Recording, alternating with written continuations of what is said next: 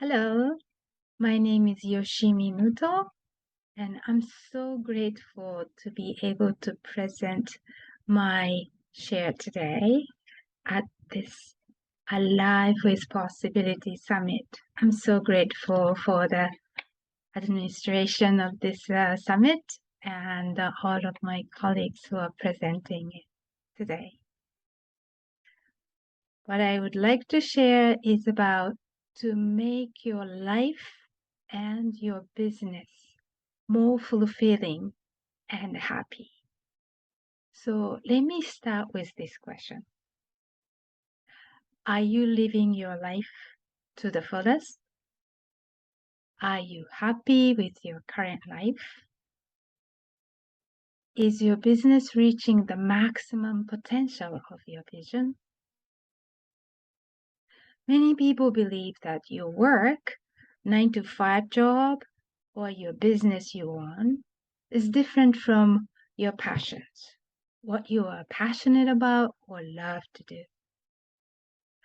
Gallup study from 2021 indicates that only 20% of working people in the world are engaged, meaning they are motivated, only 20% are motivated and happy with their work. 80% are not happy or not fully engaged, meaning that's like your heart is functioning only 20%. Can you imagine how your health would that be if that's the case? While I was in the corporate world for almost 30 years, I worked in HR field from hiring to firing and everything in between. Working is over 3,000 people of over 50 nationalities.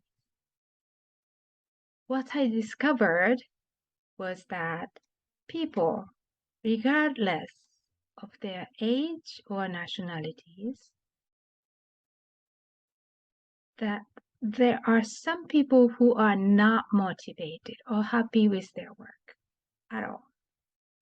And then some people who thrive in their work and they are motivated and happy with their work and then coming to work every day so excited. There's certainly a pattern. I myself was at first among the 20%, then fell into the 80%, then recently back to 20% again. The pattern that I found is that people who thrive in their work has aligned their passions and their work. They are positive, engaging, creative, happier, and resilient when faced with challenging situations. I've seen people who were not engaged at all with their work transform to a different person by changing their job within the organization or starting their own business, or by changing their perspective in life. How can you do that? It's Passion Test. It's a book with the same title, Passion Test, by Janet Bray Atwood and Chris Atwood. I discovered about 10 years ago this book, and I read the book and followed the process in the book. But it didn't really do a job for me. The key is to do this process from your heart, not from your mind or brain. By working from your heart, you will find your true passion, which is the breadcrumbs towards the purpose of your life, Dharma. May I share my story of how I came to really appreciate the passion test? When I was growing up in Japan, I moved a lot because of my father's job. Being reassigned every few years in different areas of Japan. So I changed my elementary school 3 times and went to 4 different schools in various areas of Japan. And during those moves and different areas, in order to fit in, I adapted and then spoke the local dialect in the area and always straight A student in order to be accepted and respected. However, when I started in middle school, I was not a new kid on the block, like, transferring the students and so forth. The students in this middle school came from 3 elementary schools in the area. So I knew 1/3 of the students already. And this school, like other schools back then in Japan, had a tradition to publicize the ranking of the midterm exam and the final exam of each trimester on the corridor of the school. So during the first year, I happened to be the top of the grade consecutively for 6 exams. When we went up to the second year, people started to behave differently. They would mock me in mean ways and laugh at me or bully me with nasty comments and behaviors. This started in the class I was assigned to at first, then spread to the whole grade, which means almost 200 students basically isolated me. People would not speak to me or, mock me, laugh at me, and so forth. Only 3 girls were open to speaking with me, to the extent that they would not harm their status vis-a-vis the rest of the grade. I did not understand why this was happening to me until my homeroom teacher told me that it was because I had a consecutive top grades during the first year. I was shocked when I heard this. At the same time, very sad that I was not accepted by my peers, as I was always managing to succeed in 4 different elementary schools in the past. I was bullied as I was sticking out.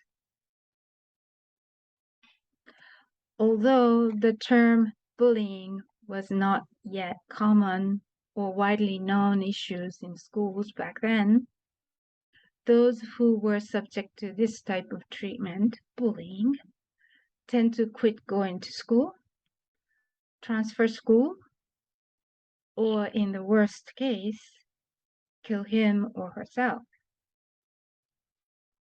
From shock and sadness, feeling of anger came up to me.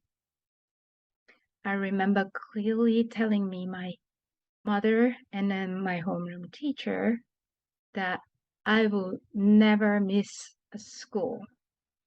I will never quit school nor get defeated by those mean people.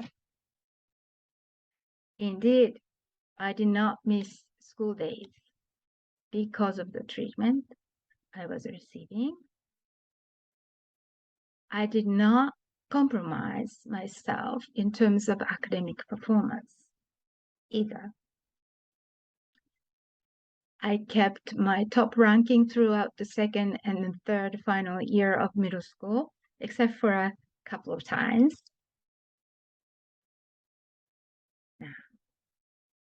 After that, I went on to a very top girls' school in Japan, high school in Japan, then on to the affiliated university, and then went off to Korea for over 30 years. However, something happened to me back then when I got bullied and then decided not to defeat myself. In order to cope with this type of treatment and stress, I closed my heart so that I would not feel my emotions to sadden me, anger me, or depress me, and then cope with my environment. I realized later in life that I never opened my heart since then and created a limiting belief that showing myself as who I am is a dangerous thing to do in the society. It was about 10 years ago when I was completely overwhelmed with work that was 24/7, covering offices around the globe, parenting a young daughter, and working as on a doctoral dissertation at the same time. And I discovered a lump in my left breast, which turned out to be stage 1B breast cancer. This was a huge wake-up call for me, and I felt very much vulnerable, anxious, scared, and all kinds of emotions came up. I became aware that I had a closed heart and closed mind even, not realizing people cannot live or work alone without others. So this is when I came across Janet's passion test. I was taking time off from work for my cancer treatment, and it was one night, late at night around 1 p.m. Janet was offering a passion test workshop webinar back then. There was no Zoom meeting back then. Webinar from Thailand. So I was kind of a lone wolf type and introvert, never comfortable opening myself up to anyone. So when Janet said, those who are in the webinar must put the camera on for full participation, I did not put my camera on. She insisted several times that those like me who are not putting the camera on, and when she said at last, I'm going to kick you out if you don't put the camera on, I exited myself from the workshop before she kicked me out. I did not complete her workshop, but I got the gist of the process, and then also I got a book. The passion test was basically a prioritization process as well as a decision-making tool that utilizes the reticular activation system in the brain. Having a closed heart and analytical left brain orientation, I did the test by myself and came up with my top 5 passions. Easy. However, I did not follow up further with those 5 passions.